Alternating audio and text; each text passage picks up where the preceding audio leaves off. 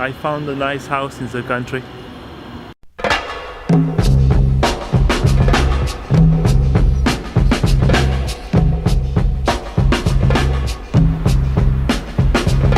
Behind me is the Orsay Museum. It's my favorite museum in Paris.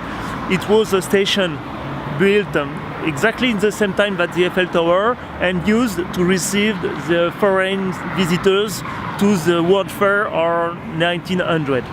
It became a museum in 1986. If you are in your 20s, maybe you recognize this museum for being in the last video by Jérôme Jarre. We are going to hide in the bathroom until the museum closes. For older people, Jérôme Jarre is a young French living in Los Angeles now, who became successful or well-known because of the app Vine. It's a bit windy, but the clouds seems to be static, not moving. I could use a time-lapse to see if the clouds are moving, but as you know, time-lapses are boring. Écoute les orgues, elle joue pour toi. Il est terrible, cet air-là. J'espère que tu aimes, c'est assez beau, non?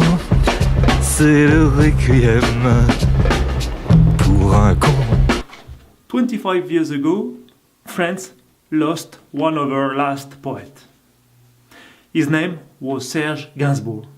Maybe you've heard this. Je suis le poinçonneur des lilas, le gars qu'on croise et qu'on ne regarde pas. Or that. Ne vous déplaise en dansant la javanaise. Nous aimions le temps d'une chanson.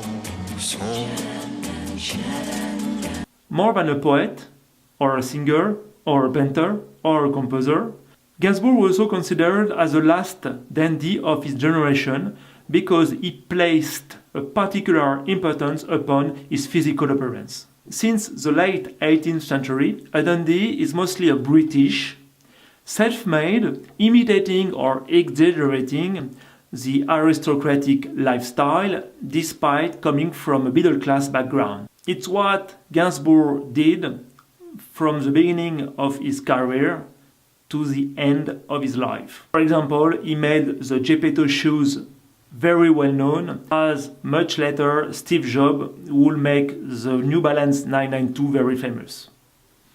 But actually, being a dandy is much more than just a set of clothes. Dandyism is all about provocation and self-destruction. Take George Brummel, the first dandy. One night, he asked to a friend of his, talking about the Prince Regent, George IV, the famous, and I quote, "Who is your fat friend?" Or Oscar Wilde, who sued the father of his ex-boyfriend, Lord Douglas, event that would lead him to his demise. Interesting, Brummel and Wilde finished their life poor, alone, and in France. Gainsbourg just did that, burning a banknote. Je vais vous dire ce qu'il me reste. J'arrêterai. Verbally, sexually harassing Whitney Houston. He says you are great. Oh, thank you. Voilà, No, I il- said she's a genius. I said I want to fuck her. Oui, alors, je vais vous traduire. Non. He said you are... Gainsbourg became like Dr. Jekyll and Mr. Hyde, transforming himself slowly, years after years, into Gainsbarre.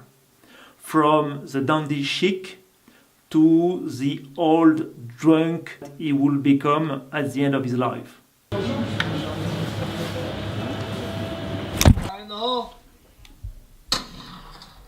Don't mess with my subscribers.